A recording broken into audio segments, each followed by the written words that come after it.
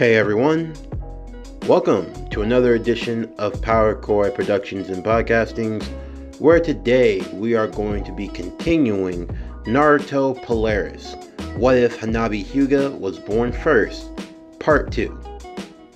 As always, if you're a fan of the channel and everything else that we have to offer, then don't forget to like, comment, subscribe, share, and hit that bell for post notifications so you can stay up to date on everything that is Power Core Productions and Podcasting that's coming out now and in the future. If you haven't, please check out part 1 of this series so you can be up to date as we go into part 2. In part 2, we'll be covering the events of the Genin graduation exam along with the Land of Waves. So, for all this and more, stay tuned as we now continue. Naruto Polaris, What If Hanabi Hyuga Was Born First, Part 2.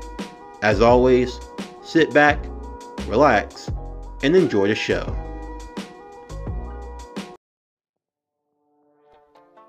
The week following, Naruto, Hanabi, and Sasuke will look to improve upon the new techniques that they had acquired following their fight with Mizuki. In doing so, Naruto would test the upper limits of the Shadow Clone Jutsu, seeing how far he could push it. Unlike in the forest, where he made almost up to 200 clones, as max, when it came to the Shadow Clone Jutsu, he could make around a solid 50, including himself. The reason for this was that Naruto was not drawing upon more power from the Nine Tails, as he did when he were angered in the forest. However, in terms of his other skills, Naruto had continued not only in the Shadow Clone Jutsu, but also in his Taijutsu, which had actually come along a lot farther than one might expect. However, when you're training with someone who had the prowess of the Byakugan, and someone like Sasuke who had the Sharingan, it definitely led for you to get better, even though he still lacked behind the other two. As for Sasuke, he continued trying to hone the Fire Dragon Jutsu. It was, in terms of power, very consuming to say the least. To muster up all of his strength just to use it successfully could leave him almost entirely drained and spent of his chakra. While it was a powerful technique, it was one that Sasuke would have to be careful when he used going forward, since he didn't want to tire himself out just to use one attack, even if it was deadly. And then finally, Hanabi. The overdrive as a technique was one that was a great benefit to her with the Byakugan. You see, similar to the lightning cloak used by the Raikage in the Hidden Cloud Village, the overdrive could be seen as a semi-version of a lightning cloak. While the body is not fully encased in lightning, there are a streak of lightning that forms around the user. It gives the similar abilities to the lightning cloak, although not as much in terms of protection. However, in terms of reflexes, abilities, and overall strength, those stats do take a decent increase. However, for Hanabi, she was using the overdrive at its level 1, so the increase was small. For example, when she used the overdrive in combination with her Byakugan, at her regular stage, her Byakugan could see up to 50 meters. With the aid of the overdrive, she could see up to 75 meters, but that was in level 1. The real benefit came when combining it with that of the Gentle Fist, allowing herself to move just a lot more faster, to be even more precise. It allowed her for an even greater potency when it came to her striking power. There was another one of the Hyuga clan techniques that she had been trying to master, although she hadn't gotten the full hold of it yet, and that was something she would have to hold off in the meantime. Eventually, the week would pass, and the time for the Genin team assignment would be upon them. As Iruka-sensei stood in front of the classroom, he would give the order for the teams that were going to be assigned. Naruto and Hanabi hoped they would be on the same team together, and Sasuke, even though he didn't say out loud, if there was anyone in the classroom he'd want to be with, it was those two, or at the very least a team that didn't have Sakura on it. And, to their surprise, Team 7 would be made of Naruto Uzumaki, Hanabi Hyuga, and Sasuke Uchiha. The three would all look at one another as they sat together, being rather excited. At least they know they were going to be on a team where they could at least stand one another. Hanabi and Sasuke being put on the team was to be expected. After all, they were the respective Rookie and Kunoichi of the year. But Naruto was on the team for a much different reason. Naruto, even if this award wasn't really one that was official, he was recognized as being the most improved of the class. You see, even if it wasn't in terms of full-on power, everyone had to recognize that Naruto, compared to where he had been a couple of years ago, was a lot more than what he used to be. This was the benefit of training with Hanabi and Sasuke. Sure, Naruto was still the dead last among the three, that much hadn't changed. But even still, for the skill where he was at a decent range in terms of his trajectory. As for the other teams, they would be made. Team 8 would be Sakura Haruno, Kiba Inuzuka, and Shino Aburame. And Team 10, Shikamaru Nara, Ino Yamanaka, and Choji Akamichi. Once all the teams had been assigned, Iruka would instruct them to go and meet with their Jonin senseis, as the senseis would arrive and pick up their students. However, Team 7 would be the last ones to be picked up. However, there would be a different dynamic with this team, unlike the one that we are often familiar with. As Kakashi was arriving late, having had to meet with the teachers and the other students' parents for their respective teams, there was only one parent he could meet, unfortunately, as Naruto and Sasuke lived on their own. Kakashi's meeting with Hanabi Hyuga was a lot more tense than he personally would have liked. You see, under normal circumstances, Kakashi's reputation preceded him, and Hiashi made it very clear that he didn't want his daughter, especially with all of her talent, to be pushed to the wayside. It wasn't lost on anyone why Sasuke would be placed on a team with Kakashi. Even if the children didn't know it at the time, it was already clear where the priorities were.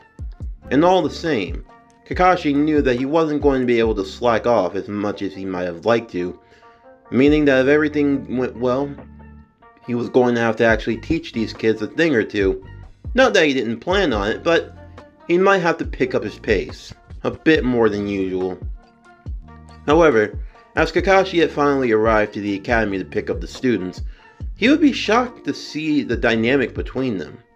He watched closely from the door, making sure not to be noticed, as the three students talked amongst themselves. You see, unlike in the original story, where Naruto tried to pull a prank on the teacher for being late, and whereas Team 7 had absolutely no chemistry at all, this team actually does.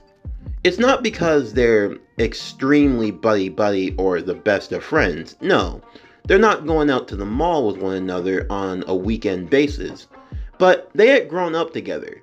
Prior to the massacre, Sasuke was cordial around both Naruto and Hanabi, simply because they were different from everyone else.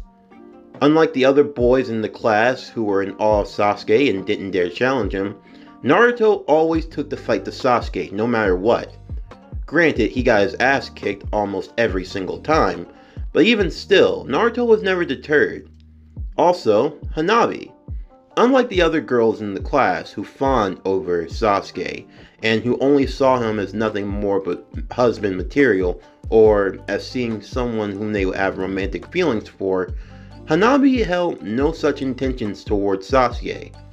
Their meeting was amicable. They respected both of each other's skills and what they brought to the table, and as a result, they built upon that respect. And also, it was because of Hanabi's hard work with the younger Naruto. She had recognized that if Naruto was ever going to achieve anything, someone had to be strict on him. It meant that Hanabi kept Naruto from skipping class. She made him study and work his ass off. It didn't make Naruto a genius overnight, but now you couldn't call him the idiot that we normally associate with him being. No, Naruto had decent smarts. He wasn't going to be the highest IQ in the room kind of smart, but he wasn't going to be someone who just let everything fly over his head. At least not all the time. As Kakashi watched, the students did talk amongst themselves. They talked about the fight with Mizuki, about their training, about the jutsus they were trying to learn. Of course, Naruto was the bit more rowdy of the three, but they didn't mind it all that much. At least, Naruto had learned to mellow out just a little bit so that he wasn't as high-strung. Also, Naruto's reputation in the village, whether if he really cared or not, had actually changed. You see, because Hanabi had such a heavy hand when it came to Naruto and his antics, Naruto didn't spend all of his time trying to pull pranks, trying to paint the Hokage faces or anything like that. No, Hanabi nipped that in the bud a long time ago. Now, while the villagers didn't really care for Naruto being around, he wasn't seen as an annoyance to them. He didn't go around pulling pranks or trying to get attention.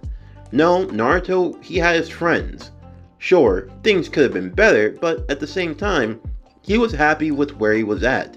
So in the end, Kakashi didn't have to worry about Naruto being too much of a knucklehead. As he watched the three have their banter amongst them, he could see that they definitely had the traits of a team, which was what Kakashi really cared about.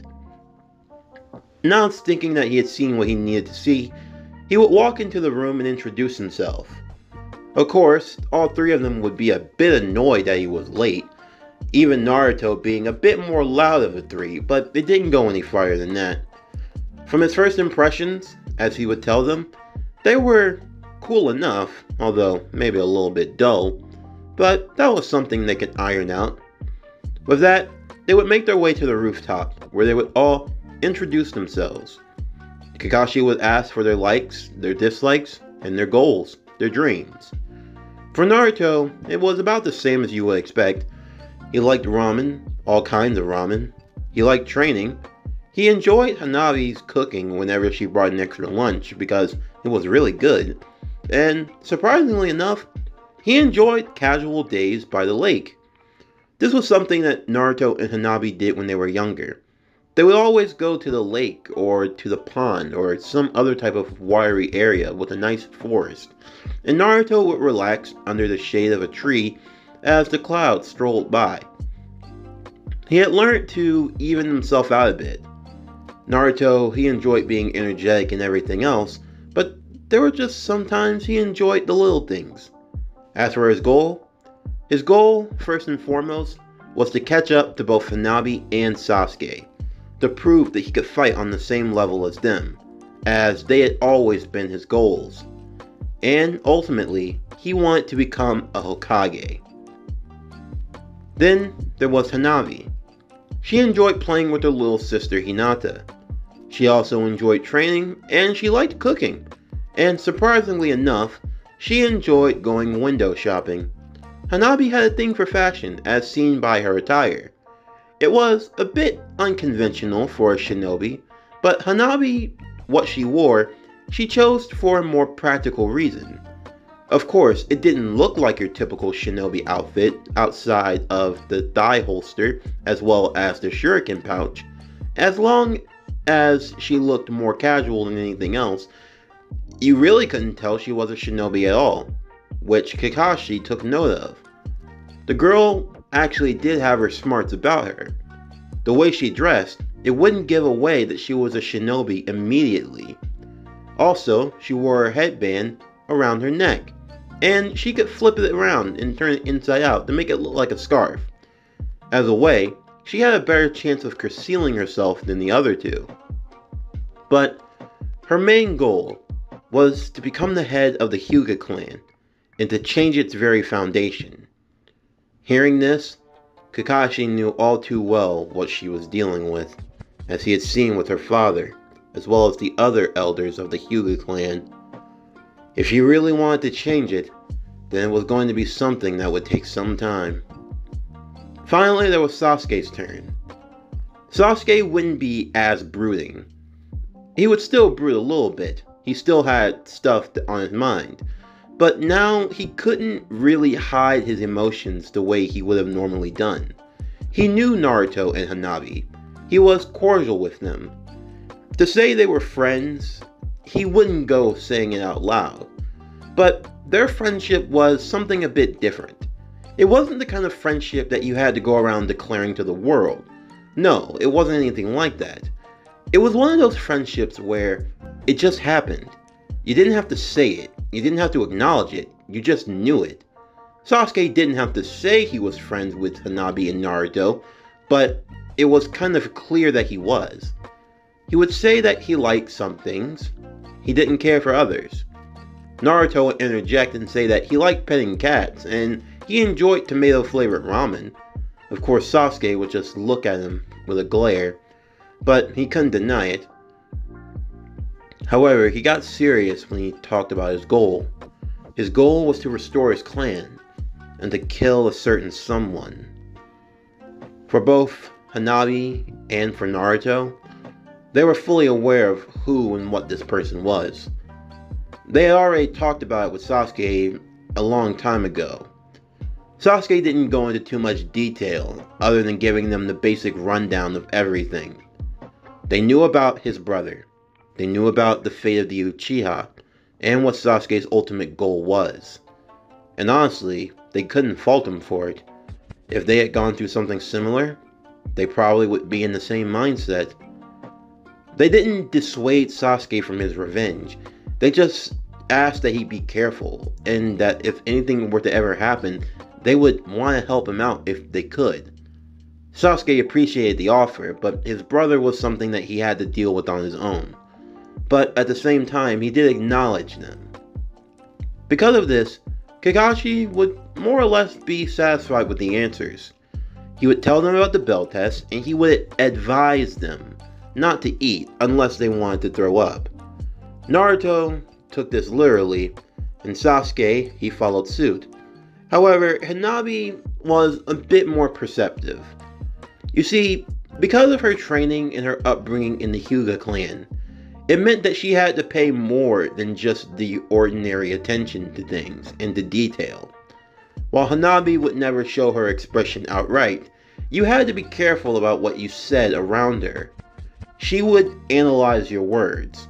In fact, out of everyone, Kakashi would argue that Hanabi was probably the most capable of the three.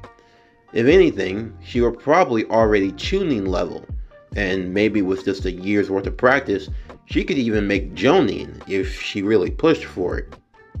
The point being that Kakashi's little word and mind games that he could play on others weren't going to work on Hanabi all that easily. The day of the meeting, Hanabi would eat something quick.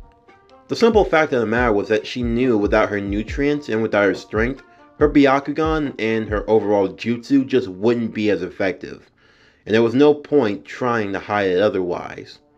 She didn't overindulge, she just ate enough to keep her strength up. She also brought some rice balls along with her, since she had a sneaking feeling that Naruto probably wouldn't get it. Although what shocked her even more was when she saw that Sasuke hadn't gotten it either. When they finally arrived, and it was about 5 a.m. in the morning, she would call them over and give them some rice balls to eat with some water. Of course, the two of them were worried about eating, but Hanabi told them that Kakashi advised them not to eat. It wasn't a command that they shouldn't. Once Sasuke had heard this, he soon realized his mistake, and he accepted the food. Naruto, he was a bit more disappointed that he hadn't been more perceptive the way that he should have been, but he was grateful also.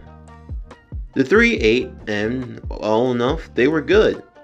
They just sat under a respective tree and waited, until eventually Kakashi would arrive, apologizing for being late, as he felt as though he had gotten lost on the path of life.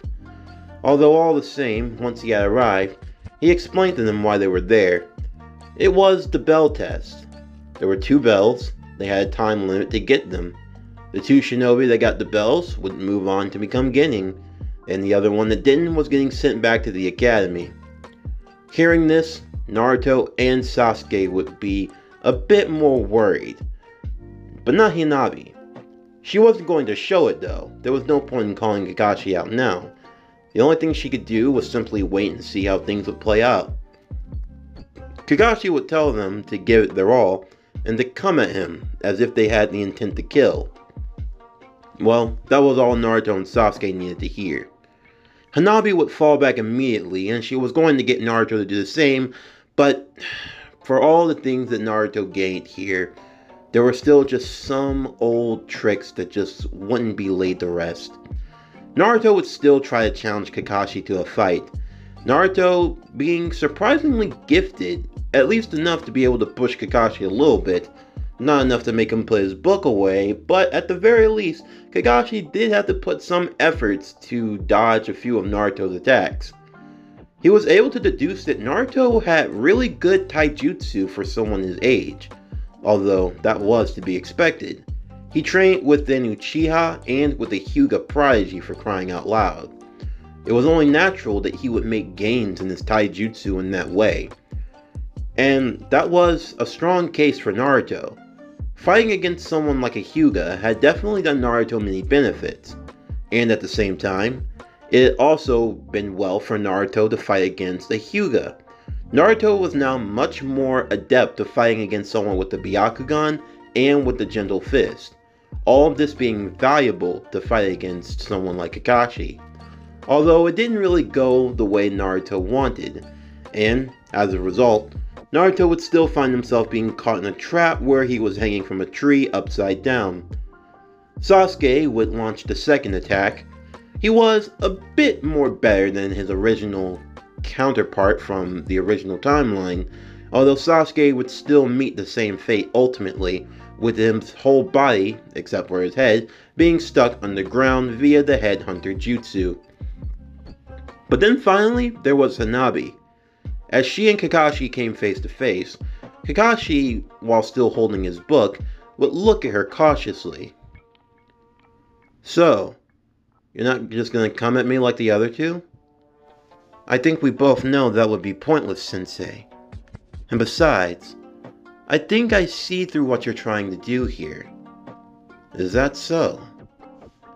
Well, let's assume you can see what I'm trying to do. I congratulate you. In fact, I'd be willing to say you passed just off that alone." "Maybe, but I don't want to pass that way." "Then what do you want to do?" Hanabi would activate her Byakugan as she charged towards Kakashi. At the last second, she would activate the overdrive.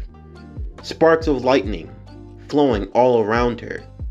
As she charged, Kakashi would just narrowly escape one of her fists. As the two engaged in a flurry of taijutsu with one another, Kakashi wasn't able to attack Hanabi's blind spots, and with the overdrive, she was just fast enough to dodge her sensei. Kakashi was fighting with one hand, still holding his book in the other. However, Hanabi, seeing just how much that book was important to him, and using her Byakugan, unfortunately, she saw exactly what type of material her sensei liked to read. Instead of going for the bells, she would move to kick the book out of Kakashi's hand. Seeing this, Kakashi would go jumping up for the book immediately. At that moment though, Hanabi was able to see that Kakashi, he had let his guard down, just as she had expected. As Kakashi had grabbed the book, Hanabi would disappear back into the forest. That flurry was definitely more than Kakashi had expected. As he looked down at his left wrist, he could feel a sharp pain. A chakra point in his wrist had been closed, and he had to force it open. So, she had managed to hit him just once. Impressive. As Kakashi went back into a position of dominance, he would still go on reading his book. However, he would make sure to keep an eye out for the girl. She was definitely troublesome. Hanabi in the meanwhile had moved to free Naruto and help get Sasuke from underground. The two of them thanked her before they were preparing to go back for the bells, when Hanabi would stop and explain the truth of the test. Both Naruto and Sasuke would look at one another, flabbergasted. Once again, they had fallen for a trick. Sasuke was beating himself up even more now. He was supposed to be an elite. If he couldn't see through the simplest of things, how was he ever going to be able to defeat his brother? And Naruto, for all the training and studying he had done, how on earth could he have fallen for something that seemed so easy to see through? Hanabi in the meantime would simply tell them that for now, they were just going to have to work together. But Naruto would complain, saying that what if it were true? What if this was really a test and only two of them getting the bells would be allowed to pass? There was still someone who was going to be left out. Hanabi then decided that if it really came down to it, she would just fight Sasuke for one of the bells. And Sasuke was surprised by this. But Hanabi agreed that it would be the most fair. If either one of them fought Naruto, there was a good chance Naruto wouldn't have an opportunity. Hearing this, Naruto felt a bit disappointed. I mean, it wasn't that he wasn't grateful for the help, he was, but at the same time, he knew what that meant. All the same though, they got into positions as they prepared for their next strike at the bells. The timer only had 10 minutes left as they went for their second strike. Kakashi would be shocked as Naruto and Sasuke would come charging at him from different sides. All the same though, he avoided their attacks instantly as it seemed as though the two of them were just getting in each other's way. Kakashi was about to shake his head disappointedly, mainly because it felt as though Hanabi might not have gotten to her teammates. Well, so much for teamwork, he thought. However, much to his surprise, one of the Narutos would have Sharingan. Wait a minute. The Naruto would instantly turn into Sasuke, having gotten a lot closer to Kakashi than he was expecting. Kakashi had let his guard down around Naruto, mainly because he thought that Naruto could get close, but he'd never be able to capitalize. That was his undoing. As Sasuke launched yet another combo of attacks towards Kakashi, Kakashi once again blocking each kick, each punch, assuming that he was going to go for the bells, and it looked like he was going for them. Although, now there was another feeling. As the cry out of overdrive came from behind him, the other Naruto, it had Byakugan. The transformation was undone. It was revealed to be Hanabi. As Hanabi went striking towards Kakashi once again, Kakashi would have to use his other free hand, looking to now have to drop his book just to be able to block her. But now with both of his hands occupied, wait a minute. The ground would start to shake from underneath, and it burst open as over 50 Narutos would come flooding out in every which way and direction. Kakashi now seeing them coming from all sides. He would have no choice but to disengage from the other two, looking to keep the bells safe, as the Narutos came charging at him. Kakashi would have to use every ounce of his strength, if mainly to fight off the horde of Narutos coming from every which way. Upon doing so, in the midst of all of the smoke coming from every which direction, he would hear the cry of Fire Style, Fire Dragon Jutsu. As the smoke cleared and Kakashi was still in midair, he would see a large fire dragon coming his way. Seeing the dragon moving at immense speeds, Kakashi would have no choice but to get back to the ground quickly as the dragon continued its pursuit. Kakashi would weave hand signs before using the Earth-style mud wall, and creating a few extra walls behind the first just to hold off the massive attack of the fire dragon. In the midst of the smoke and the damage and everything else that had occurred, Kakashi could see that he still had the bells on him, and for the most part everything seemed secure. It was a nice combo attack, but ultimately, it didn't seem like it had gotten them anywhere. As the three Genin had gotten back down to the ground, and now Kakashi had released the Mert Wall. As he looked towards them, he complimented them on their team effort, although it seemed in the end they weren't able to get what they had been looking for. However, Hanabi had a grin on her face, as from behind her, she pulled what they had gotten, Kakashi's book. Wait, when did you... It was the whole plan, Sensei, Hanabi would say with short breath. Realistically speaking, maybe we could have gotten the bells from you. Or maybe not. I just wanted to have insurance. So, I was able to get my hands on this. You know, a sensei like you shouldn't be reading something so vulgar in front of his students. Hanabi, what I do on my time is my business. But even so, why do you think having my book... Hanabi would let off a little bit of her lightning-style chakra. It singed the cover of the book.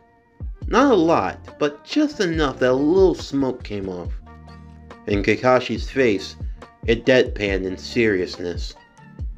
Now, Hanabi, we don't want to do anything too rash. Oh, but I'm not, Sensei. You see, this is my bargaining chip. Hand over the bells to Naruto, and you get your book back. Naruto was standing behind Kakashi.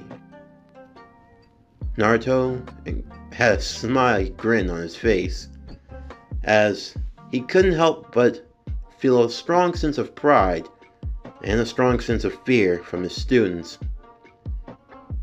Ransom? Well, a shinobi must learn to see through deception, Sensei. And besides, I think this is a fine way to pass, don't you agree? You clearly find value in this book. That's right. However, Kakashi would quickly call her bluff, as he grabbed Naruto and held a kunai to his throat. But now I have a target, a hostage. So, what will you do? Hanabi was a bit stunned by this. She thought that she had figured everything out, but no, this was the one thing she wasn't counting on. You see, despite even the best of plans, something can always go awry. Just when you think you have the enemy on the upper hand, the next thing you know, you're the one on the back foot. I commend you for your strategy and for your gumption. That book, it is important to me, but at the same time, nothing is more important than this lesson. It does not matter how strong or how tough you are. There will always be someone out here in this world who is a lot better than you are. This might be training today, but this could be your lives tomorrow. Kakashi removed the kunai quickly though. He removed the bells and he gave them to Naruto. I respect your plan enough that I'll allow it. Naruto created a shadow clone that took the book. The two walked past one another as the clone handed the book back to Kakashi, while Team 7 took the bells. And now that you have them, who stays and who goes? Both Hanabi and Sasuke looked at one another. They were a bit tired, but at the same time, they were more than ready to keep things going. However, it was Naruto that stopped them. Guys, you don't have to fight. You can both keep the bells. Naruto? Hey, come on, we already agreed. No, that's not it. I mean, I appreciate it, really I do, but let's be honest. I'm not really the type that can be beside you. Naruto, what are you talking about? Hanabi would say. You're just as important as any one of us. This plan wouldn't have worked without you. Yeah, but I still have a feeling like it might have. I mean, in the grand scheme of things, you two could have pulled this off without me. It might have been a little bit more difficult, but you could have gotten it done. I've always known since we were younger, I'm the weak link to our team. Well, even if we weren't really a team, I know that I have to catch up to you two. You're far greater than anything I could hope to be right now. Realistically speaking, you two pull your own weight just fine, but me, I'm the one that's lacking. If it wasn't for me doing something as stupid as stealing the scroll of sealing, I wouldn't even be a Ginning right now. Despite all my efforts, I've only gotten by on just dumb luck. Kakashi would walk over to them, as he patted Naruto on the head. It's true, Naruto. Compared to the others, you're far outclassed. These two, they're considered prodigies in every which way. But I still see greatness in you as well. In all of you. In the end, it's the whole of the team and not just the sum of its parts. Kakashi walked them to the memorial stone.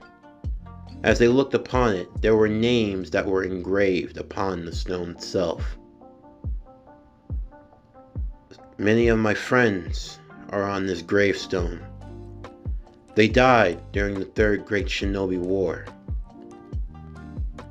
You know, when that war happened, long before you kids were born, I was a Jonin, and I had 2 friends along with me, who I led on a mission. Despite all my skill, and despite everything I had, it was my friend, a Ginning, who many considered to be a loser and a failure, who saved my life 2 times.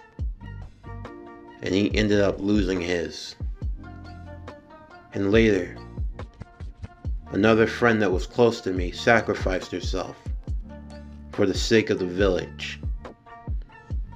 I was looked at as a captain in both instances, and even then, I couldn't keep my comrades safe. That's why I emphasize teamwork so much. It's why it's important to me. It doesn't matter if you're a Hyuga, or an Uchiha, or anything. It doesn't matter if you have a Sharingan or a Byakugan. Power and skill, it means absolutely nothing when everyone and everything around you is dead. In the end, those in this world who believe that power is absolute, who believe that it's the only thing that matters, they are the ones that are doomed to failure. However, it's only those who are able to acknowledge one another and who are able to work together, they are the ones who will gain the true victory. But what about talent? Naruto would say. I mean, surely you were... I was arrogant back then, Naruto. I believed in my own strength foolishly. I adhered to the dogma and the rules of my time. However, even then, they mean nothing to me now. Following the rules, things like that, sure, they're important, and they're monikers that we have to adhere to. And it's often said that those who break those rules, they are considered scum. However, those who would abandon their comrades, Naruto, they're considered worse than that. And when I see you 3, I see those who would not leave one another in the wind. I see a team that has the foundation to be something special. I see greatness in all of you, and it's something that I hope to bring to your next level. You all pass. You pass with flying colors. And today, Team 7 is official. Everyone would look to one another with satisfaction. Despite everything they had been through, they had managed to pass the all-important test. And now, their time as Genin have finally arrived. And whatever life had in store for them, they would face it together. With Team 7 now formed, this is where the real work would begin. Over the next month, Team 7 would be pushed to their paces. Unlike in the original timeline, where Team 7 didn't do much besides D-rank missions, in this turn of events they couldn't afford to slack off. Mainly being it was the pressure of Hanabi's father, Hiyashi, that forced Kakashi to have to push his team to their limits. Not only did they do D-ranks, but they actually had to train, and do some meaningful training also. This would come in the form of the tree climbing exercise, and improving in their chakra control, something that they needed, especially Naruto. Of course though, due to the effective team building and training, so to speak, that they had done in their youth, both Sasuke and Hanabi would be a lot more adept at the exercise and were able to get it a lot more quickly than they could have otherwise. And as for Naruto, because he was working with two other prodigies, he also benefited from their training alone, and he was eventually able to get tree climbing as well. Also, as opposed to only learning it within a week, they had around a whole month to practice and master it whenever they weren't doing D-rank missions. So for the most part, they were able to master the exercise all well and good. Although, on top of all the D-ranks they had done, Naruto was getting a bit angsty. He wanted to try to do something that was a little bit different. I mean, sure, D-ranks were alright, and training was fine, but he wanted to try to push himself, to actually show what he could do. Of course, upon hearing this, the third Hokage would offer Team 7 a mission that was well enough within their parameters, that being an escort mission to the Land of Waves, being bodyguards on a journey. This would be the famous Land of Waves arc, a point where they would be escorting the bridge builder Tazuna back to his homeland in the Land of Waves to allow him to build a bridge that would connect to the mainland, and also to protect him from various bandits, robbers. It was simple enough for a C rank. As the team made their way, we get a chance to see just how perceptive the team had gotten. As they walked on a sunny path, Hanabi and Sasuke both noticed a puddle of water. To the untrained eye, it would seem as though there was nothing wrong with this. However, it was a puddle of water on a trail where it hadn't rained in almost 2 weeks. A decent sized amount of water just there out of nowhere. Hanabi and Sasuke would slyly communicate, getting into position on the left and on the right. Hanabi instructed Naruto to get in front of Tazuna. Naruto would do as instructed, although he wasn't really sure of why, although Hanabi, in a serious tone, would tell Naruto to just do as he was told, as it was beneficial. Naruto didn't fully understand, and honestly he can't say he fully liked it, but he did do as instructed. As they walked, from out of nowhere, chains would come flying out of both ends of the forest. However, both Hanabi and Sasuke were ready, with the Sharingan and with the Byakugan activated respectively. They would throw kunais at the chains, pinning them to the ground before they could reach Kakashi. Naruto, not knowing what was going on, would just immediately form 5 more shadow clones, all surrounding Tazuna, and getting into the Maji Formation 4, as this was probably the best thing he could do to keep him secure in case any other attacks came.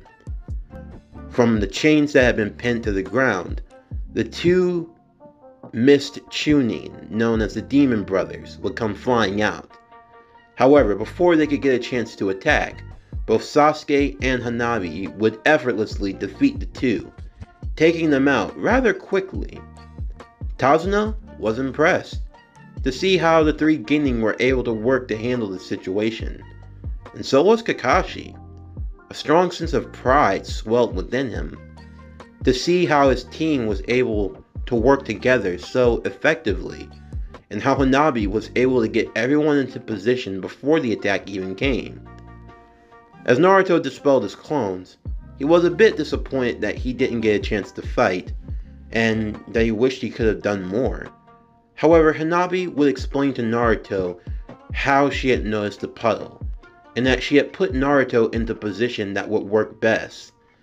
With his Shadow Clone Jutsu, guarding the client is of the utmost priority, and he has the best jutsu to guard him from any position, while they could take care of threats that came from the respective sides, and anything else Kakashi would be able to deal with. Hearing this, Naruto would feel better, as he understood why they had put him where he did. It wasn't because they didn't acknowledge his power, but they knew what his power was, and they put him in the best place to use his power. Kakashi was in awe of this sort of thinking.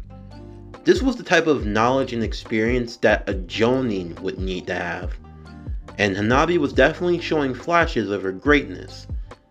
No wonder why Hiyashi had so much praise for her. If the Hyuga was able to produce someone like this, she'd be the finest that the clan had ever seen. However, there still remained the point of Tazuna explaining himself.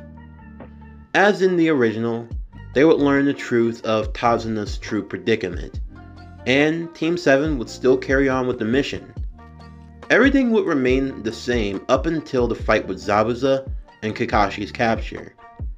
As Team 7 fought against Zabuza, the battle would be a bit more different than before, mainly being in the sense that Hanabi would be able to contribute, using her gentle fist along with the overdrive, pushing it to its absolute limit to move as fast as she could. They would be able to hold off against the water clone well enough, until eventually they would have to focus their attentions on the actual Zabuza. It would start with Naruto and Sasuke using the same combo that they had used before, with the Demon Wind Shuriken and the Shadow Shuriken hiding in the first Shuriken. That was actually a Naruto clone. However, the trick that really came was when Naruto threw the kunai towards Zabuza. Zabuza was preparing to move from out of the water prison that Kakashi was held in, as both of his arms were preoccupied. However, at the last moment, the kunai would disperse, and out from it would be Hanabi with her Byakugan blazing. As she used overdrive to its absolute limit, she would perform the 8 trigrams 32 palms, being able to strike up to 16 of the 32 strikes onto Zabuza, before Zabuza was able to kick her to gain distance. However, he would feel a bit stagnant as a few of his chakra points had been closed, and he had suffered some damage to his internal organs. Once Kakashi was freed, he would have a much easier time dispatching of Zabuza than in the original. He was actually about to kill him a lot sooner when 2 Sinbon would strike him in the neck, seemingly finishing him off, as a masked shinobi would appear, thanking them for capturing his target before disappearing. The group would soon make their way to Tazuna's home, where they would meet his daughter and his grandson Inari, who didn't really care too much for ninja or for heroes. And Naruto, he didn't really care too much for the little kid and for his complaining. Although for Hanabi and for the rest of his team, he tried to keep himself in check.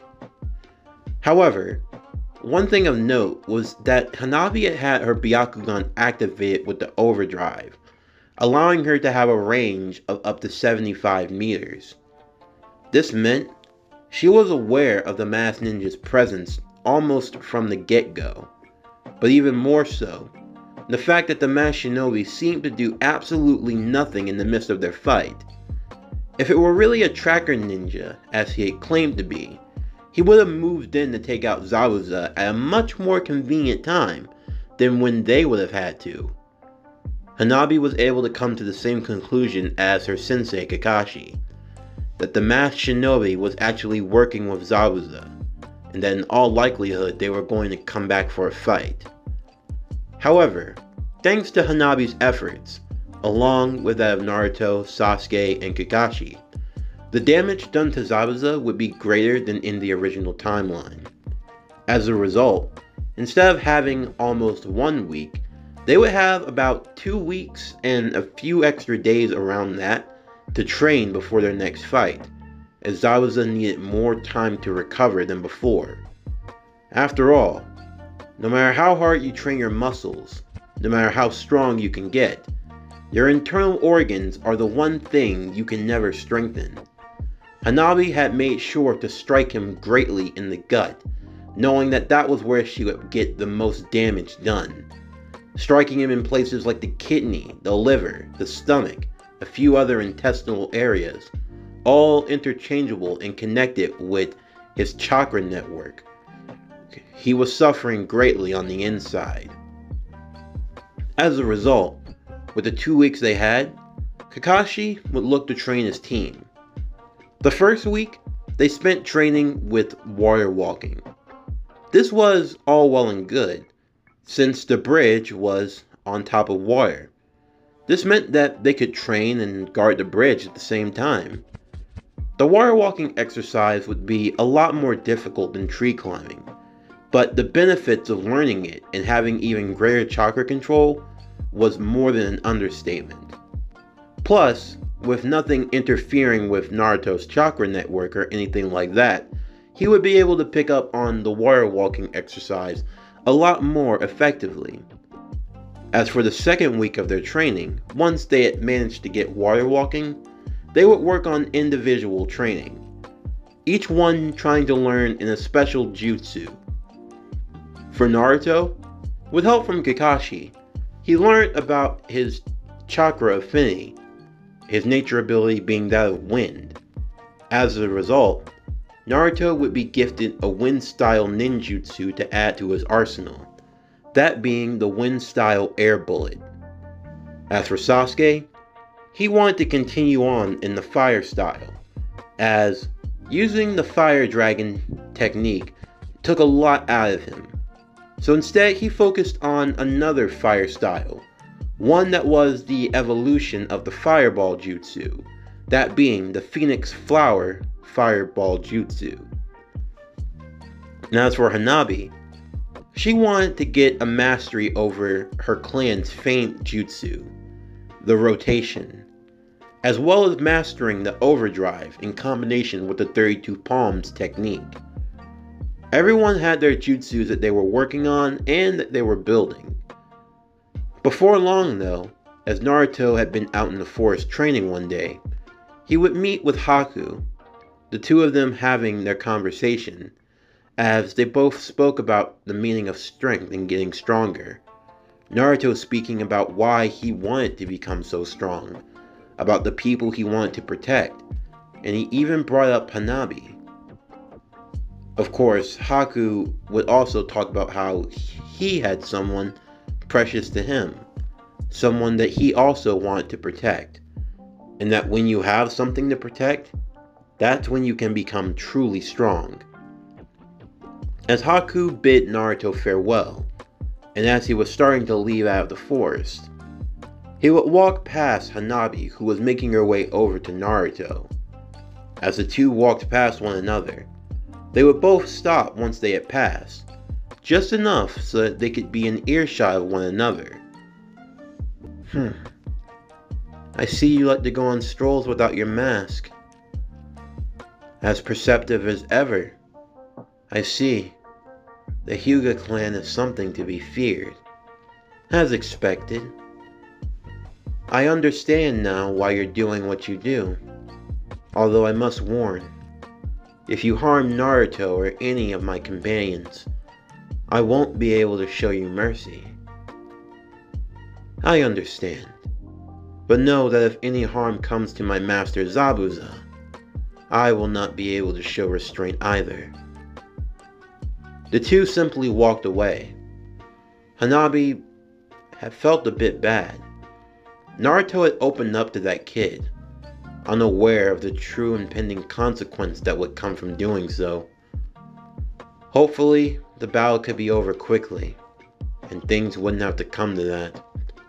But Hanabi knew all too well, things don't go as easily as you might wish.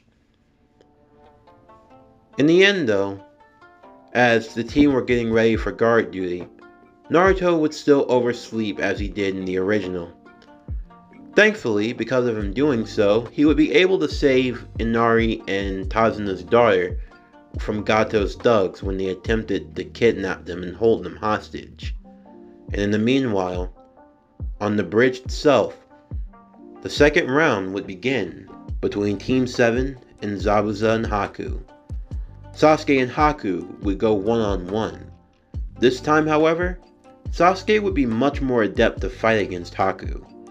His overall strength and speed would be a lot greater than before. His chakra control would have been improved far much more, thanks to him having tree climbing and water walking under his belt. His speed was just enough to be almost under Haku, and with the Sharingan they were pretty perceptive. Even in the thick mist, Hanabi, using her overdrive and her Byakugan, was potent enough to be able to alert Kakashi at all times to Zabuza's movements. Zabuza knew that if he were ever going to make any real headway, he'd have to get closer and take out the girl. But in order to do so, he'd have to get past Kakashi, his opponent. It really left him in a pinch of a situation. After Naruto had saved Inari and his mother, he would make his way to the bridge. In doing so, he was just able to hear the sounds of battle.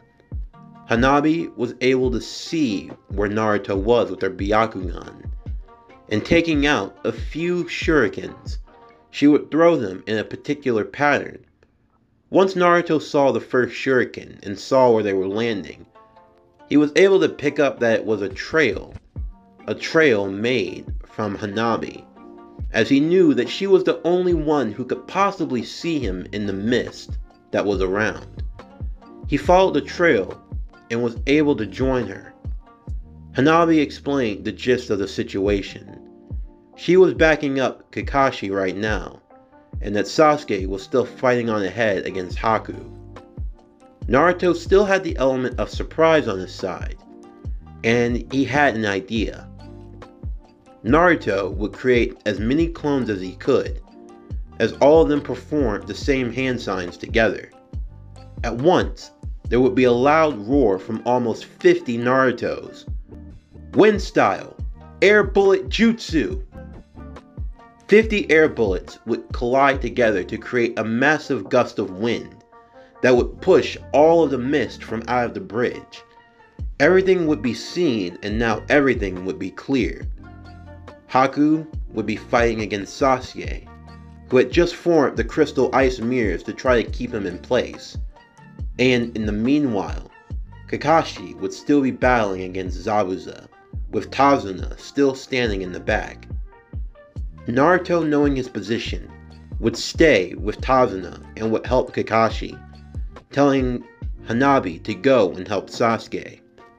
Hanabi nodded and rushed past the mist of combat, as she joined inside of the prism, along with Sasuke, as the two of them stood back to back to fight against Haku. The two of them standing together, Byakugan and Sharingan at the ready. They would cover each other's blind spots as they fought off against the flood of Sinbone coming from every direction. Although even still, they weren't able to avoid getting pierced a few times along the way. As they continued their fight against Haku, Haku knew that he would have to increase his speed if he was going to stand a chance, and the two knew they were going to have to destroy the crystal ice mirrors. Sasuke, he had one jutsu, one that just might work, but he was going to need time. Hanabi would tell Sasuke to get down and to prepare whatever jutsu he was going to do, as Sinbone would flood inside of the crystal ice mirrors. Hanabi would stand firm, She activated overdrive to its fullest extent, level 1, as she started to spin around, creating a dome within a dome. The Sinbon would all go flying back as Hanabi continued to spin. She wasn't sure how long she could hold it, but Sasuke would tell her to hold on for just a little bit longer, as the jutsu was almost ready. Hanabi would have images flash to her mind. Images of her sister, images of her clan, of her friends, and then finally of Naruto. Thinking about everyone that was important to her, she knew she couldn't afford to quit now. She would keep going, keep spinning until she didn't have anything left to give. As her rotation finally came to an end, Sasuke would now stand telling her to get down. As Sasuke yelled, "Fire style! Fire Dragon Jutsu!" Instantly, the emergence of a large fire dragon would come flying from out of Sasuke's mouth as it spun around in the dome. The dragon, in its intense heat, becoming too much for the ice mirrors to withstand, eventually burning and melting them down. With no choice, Haku would have to escape, but even so, he would be singed from the flames as he went skirting across the bridge. With the ice mirrors now destroyed, Sasuke would feel himself collapse as he was pretty much spent and out of energy. Hanabi, however, would continue and move forward. She had just enough strength left to launch 32 palms. She attempted to do so and was able to strike Haku at least 20 times. However, Haku was not giving up so easily. As he kicked her back, Hanabi would feel the overdrive dissipate from her, as she had used up almost everything she had had in the fight, and instantly her body would be pelted with Sinbon, taking her out. Naruto seeing this, he would rush over to her side, Zabuza remarking that while Kakashi's brats were impressive, in the end, they didn't have the killer intent that Haku did, and that was their undoing. Kakashi saw Sasuke lying on the ground, Hanabi as well, and Naruto rushing to her. Naruto held her in his arms, begging for her to wake up. He could feel her slowly drifting away. As Naruto's eyes began to water, tears beginning to stream, as he felt an ever-growing sense of anger and of hatred building inside of him. As he turned and looked at Haku, his eyes had changed. Even while Sasuke was falling in and out of consciousness, he felt that ominous chakra. The chakra he felt during the night in the forest with Mizuki. "The Nine Tails," Sasuke would mutter. The aura of killing intent, the darkness of the energy leaking out of him, as Naruto looked up to Haku, who was in no position to do anything. He held a few Sinbon and tried to pierce Naruto to try to hold him down, but it did nothing, as he merely roared out in anger. "You'll pay!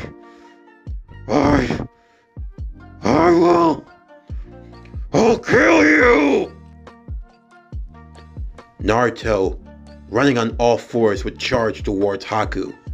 Haku tried to get away from Naruto as he grasped him by the arm, crushing his very wrist as Naruto started to throw him like a rag doll, beating and pounding on him over and over again, his fists connecting with the mask until it broke.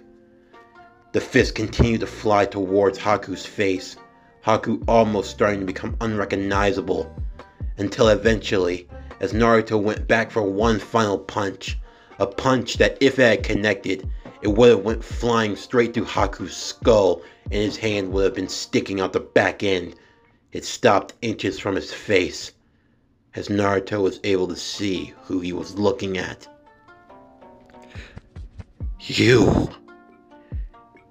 It's you. Yes, Naruto. It's me. It seems you had more strength than I could have participated.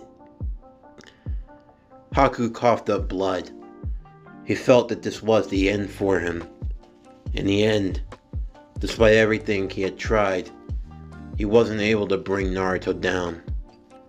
He commented that as a tool, he was now useless, broken, and that the only thing he'd be good for was a quick death. Naruto would still be overcome with emotion. The person who he thought was a friend was actually an enemy. And now this enemy was begging for death. Something that Naruto did not want to give him. At the same time, Kakashi would still be preparing his final attack, that being the lightning blade. Haku would still go on to sacrifice himself to save Zabuza, resulting in his own death. However, Naruto would now be filled with even more anger and sadness, as someone whom he were actually close to would have seemingly have met her end, and now the person whom he had made friendship with was also gone. Gato's men would still arrive, disrespecting the body of Haku. Naruto became angered with Zabuza, but now even more so. Zabuza tried to ignore it, but Naruto wouldn't let him. You're just going to let him disrespect Haku like that? Haku cared about you. He lived for you. He died for you. And what's it matter to me? It means everything to me, damn it. We had to fight, even though he didn't want to. Haku's gone. Hanabi's gone. Everyone that I could care about. People that mattered to me are all gone. And it's all on your whim. You're just as responsible. And you won't even care. A tool. A broken tool. That's messed up. People are more than that. Kid, in the shinobi world, we are all tools. To use and be used, that is the way of the shinobi. Why do you think you are on this mission? Is it because it's out of the kindness of your heart? No. You're on this mission for the sake of your village, are you not? And do you think you're the only village that feels this way? Do you think you're the only village that have shinobi? I swear, you hidden leaf. Your self-righteousness. To act as though you're the only ones in the universe that matter. There are other nations out there. Mine in the mist, the stone, the sand, the cloud, even other villages not so great, all ranging, all fighting to survive. Do you think that you're the only one who get to be assigned missions? No. Just as you were assigned to protect, there will also be a day where another village will send out its own team to go and to protect, and your village will be sent to kill. And what will happen then? In the end, we're all just meaningless tools. We're crabs at the bottom of a bucket who try to pull each other down just to claw to the top. We're nothing more but a cancer that eats upon itself until there's nothing left. That is the way of the shinobi. Naruto gritted his teeth at these words, but he yelled in defiance. If that was the way of the shinobi, then that was not the way he was going to live. He would change the way of the shinobi. It would not be this way. Someone's life, any life, was precious and worth protecting, and should not be brought to a meaningless end. And even so, the loss of life, it should not be disrespected. Naruto's words would eventually reach Zabuza greatly, as Zabuza could sense and feel. He could feel the faintness of a heartbeat, And it was at that point that he truly understood. That boy was too kind. He would ask Naruto to throw him his kunai as he caught it. Before leaving though, he would say one thing. "She means a lot to you, doesn't she?" Naruto looked up from his own tears as he looked towards Zabuza, who hid his. "You better keep her safe. She's more than you ever deserve." With that, Zabuza would rush off. Gato would be brought to an end, but so would the demon of the hidden mist, as he and Haku were laid together, snow falling upon the bridge itself, as the two met their end and passed on into the next life. Hanabi would also awaken as well, Naruto and Sasuke rushing to her side as they helped her, Naruto being overcome immensely as he held her close, hugging her tight and crying as he thought he'd never see her again. Hanabi was a bit too tired to really register everything that was happening, although she'd be lying if she said she didn't enjoy the embrace. Kakashi smiled as his student as he looked up into the sky. Maybe things would be different after all. And he wondered if Obito would think the same. Eventually, the mission, it would come to an end. Tazuna would finish the bridge as Team 7 recovered, and soon it would be time for them to leave. The bridge would be known as the Three Heroes Bridge, a bridge that was signified by the three heroes who protected him. The three who Tazuna believed would gain fame throughout the world. On the head of the bridge itself, there would be a carving of three symbols: a sun, a moon, and a star. Tazuna wasn't sure of why he chose those three, but he just felt as though it symbolized them the best. Naruto was bright. He was as bright as the actual sun. Sasuke, while he seemed dark, he was illuminated by the moon. And Hanabi was the star between them. The stars that adorned the night sky, that guided and led the way of those lost in that darkness. The sun that rose to show its hope. As Team 7 would make their way home, while they had been changed by the land of waves, in others, it served as a beginning for a new legacy. This concludes Naruto Polaris. What if Hanabi Hyuga was born first? Part 2. As always, if you're a fan of today's video and everything else that we have to offer, then please don't forget to like, comment, subscribe, share, and hit that bell for post notifications so you can stay up to date on everything that is PowerCore Productions and Podcasting that's to come out now and in the future. Stay tuned for tomorrow's video as we continue Naruto, The Tale of Two Sages. What if Naruto was Luis's familiar? Part 2. But anyway, that's going to do it for the end of today's video. I'm Javon Harrington with PowerCore Productions and Podcastings. Signing off, and I'll see you next time.